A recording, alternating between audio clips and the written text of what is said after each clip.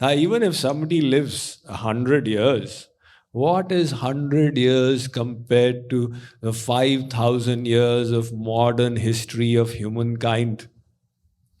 In 5,000 years, how many billions of souls came and went and came and went?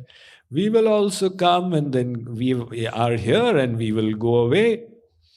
So, why do we then start thinking this is mine, that is mine?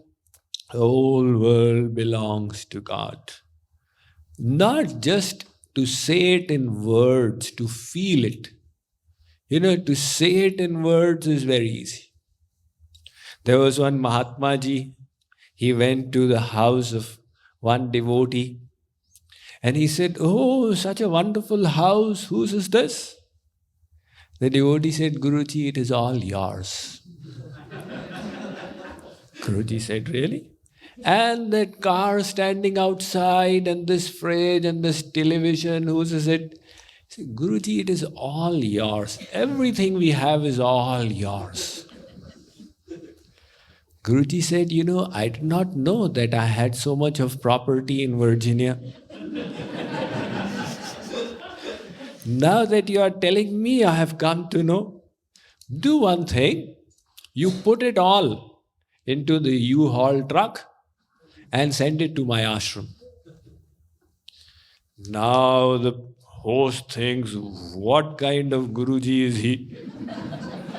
Before this, I called so many sadhus to my house. Nobody said this way. I told them all, it is all yours. But they also smiled politely, knowing that I don't mean it.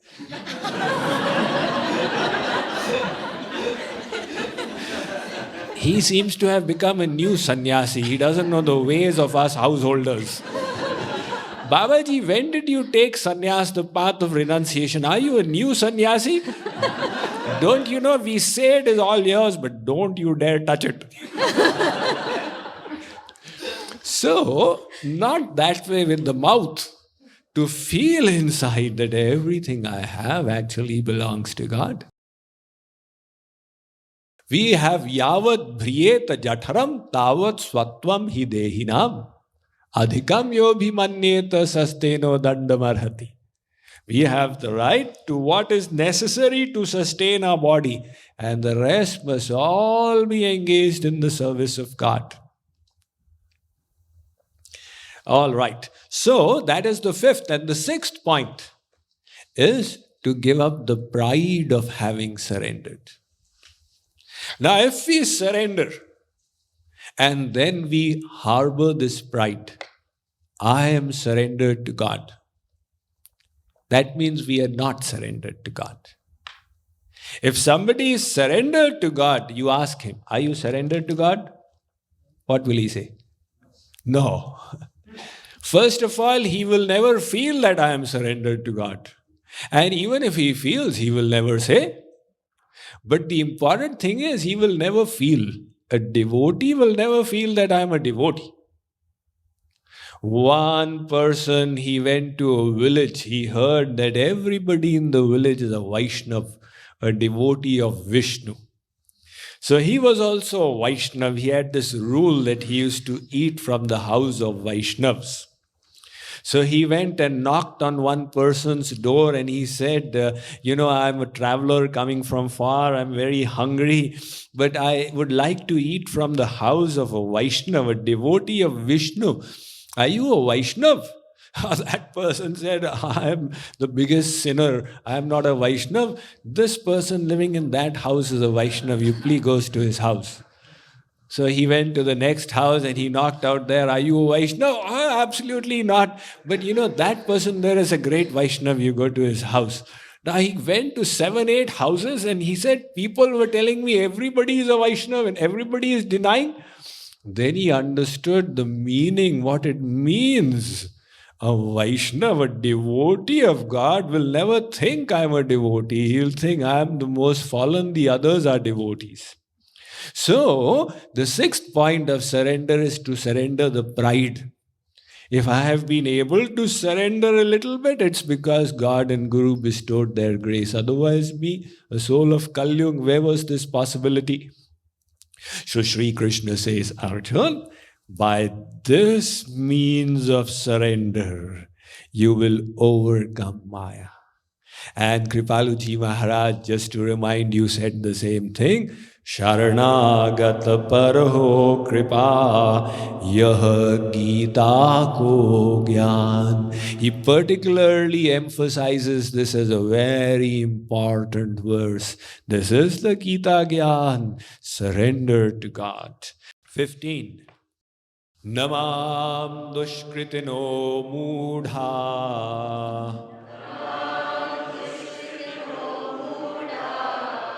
prapadyante naradhama mayaya pahritagyana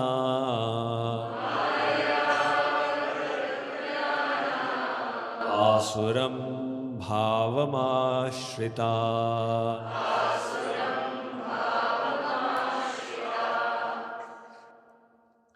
Having said that by surrender you will cross over the material energy to know me, now he talks of 4 kinds of people who do not surrender. And then after that, in the next verse, he'll talk of 4 kinds of people who do surrender. But let's take it one at a time. So he says, who are those people who don't surrender to me? Who are those people? The first one, mood. Mood means who do not have the knowledge that they are supposed to surrender. You ask somebody, why are you not surrendered? To whom? To God. I don't know, I'm supposed to surrender. So there are those people who don't have the knowledge. They don't know that they are not the body, they are the soul. They don't know that real happiness is in God. They think happiness is in Las Vegas and Disneyland. That's why they are not surrendered. So Sri Krishna says, Arjun, this is the first category, the mood. Mood in Hindi means murkh, the ignorant, the foolish. He's saying from his platform, God is saying the foolish, the ignorant. They are not surrendered because they don't know. And the second is Naradham. Who are these? These are the people who do know that they are supposed to surrender. And yet they don't surrender. How awful. They know they are supposed to surrender, yet they don't. Why? Out of laziness, out of carelessness, out of lack of dedication. Who will try? Forget it. Like you ask, Ramesh, did you eat the food? No, Swamiji. Did you not have the material at home? I did. Then, you did not know how to cook? I knew how to cook. Then, I said, who will eat? Let me sleep and eat tomorrow morning. But eating is necessary for the body. I know, but I felt lazy. So laziness is also a big malady. It is considered the biggest disease in the human body. Alasya hi manushyanam sharirasto mahan ripuh. Mahan ripuh. The biggest disease is laziness. See,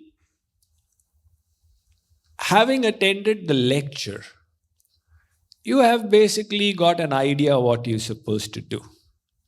But are you doing it to the best of your ability? No. Why? I'm not trying that hard. Why not? Yeah, I should be trying. Maybe I'll start trying from next year. Somebody says, after I get retired, and somebody says, yeah, Swamiji, you come after 5 years and then I'll start trying. So even though we know we don't try, Sri Krishna says this is the second category. What to do our human nature?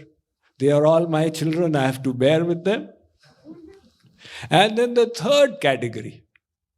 Now this are the people who are of deluded intellect. In other words, Their aim is just to have little stimulation of the intellect. Even the spiritual subject for them is just an intellectual pastime.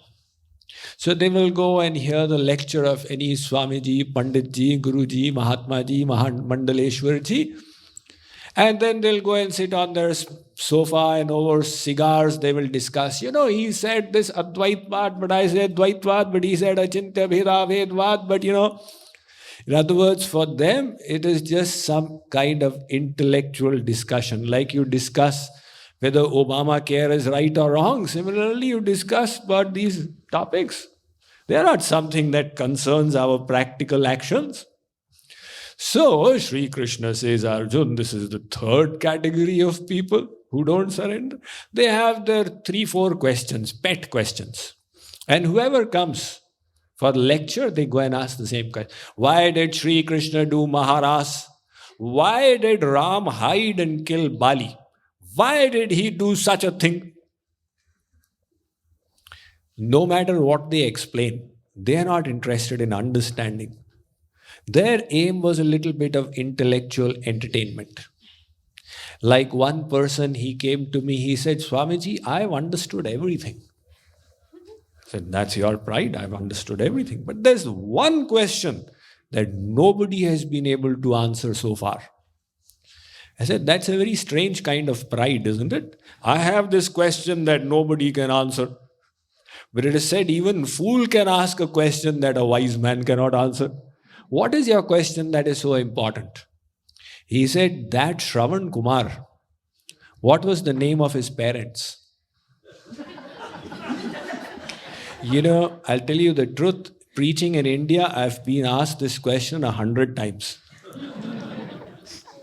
What was the name of the parents of Shravan Kumar? I said, Mahashaya. If I tell you the name of his parents, because it's not written in the scriptures, that's why they ask.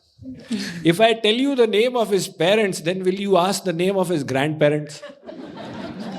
But tell me, do you have a share in the parents' property? Do you need to sue him in court or something?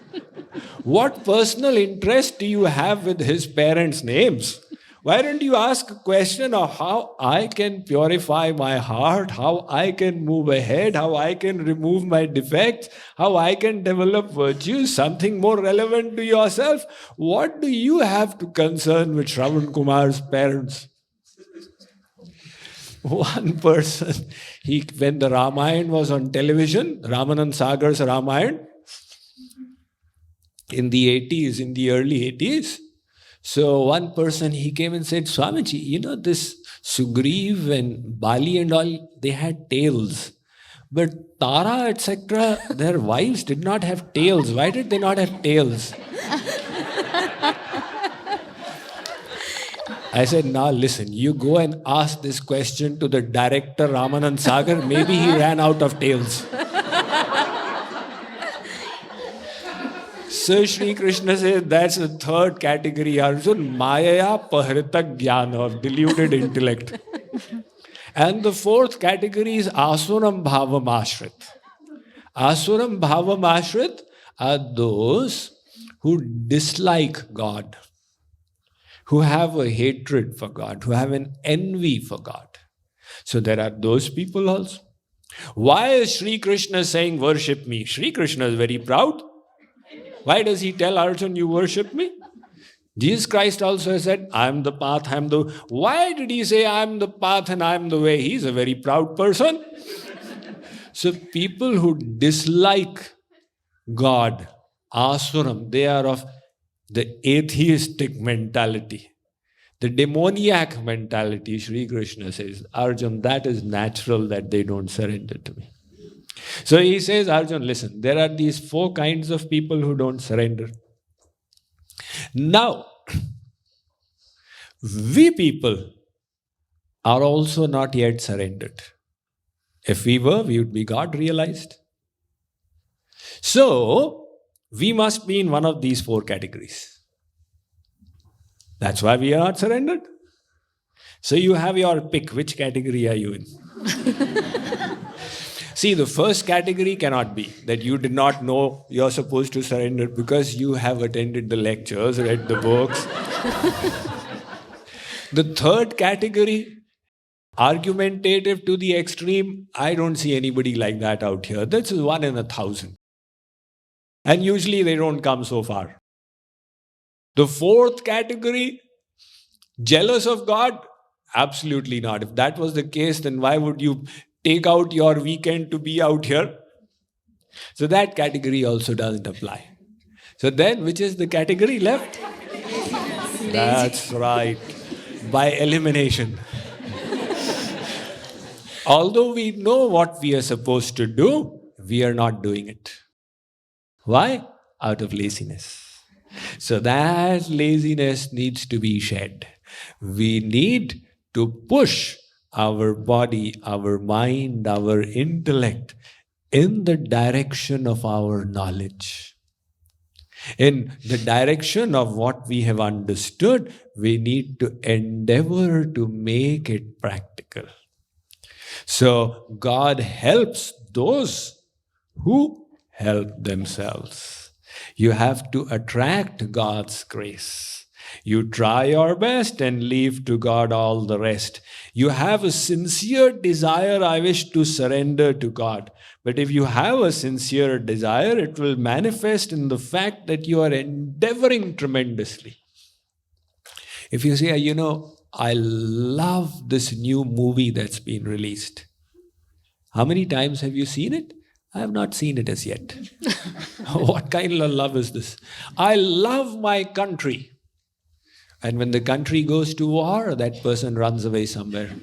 What kind of love is this? Similarly, I sincerely desire to surrender to God, Swamiji. How much time do you take out on a daily basis? No, I do half-yearly bhakti. Twice a year I go to the temple. What desire do you have? So you have a sincere desire. Oh God, I wish to surrender to you. So God will say, all right, let me see. How much are you trying? So we try our best, and then by His grace, He helps us. And by this combination of our effort and His grace, that surrender is perfected. So He has told us the 4 kinds who don't surrender. Then He will tell us the 4 kinds who do surrender. And then He will go on to pure devotion and so on. We will see in the remaining verses of this chapter. Shri Krishna Chandra Bhagwan ki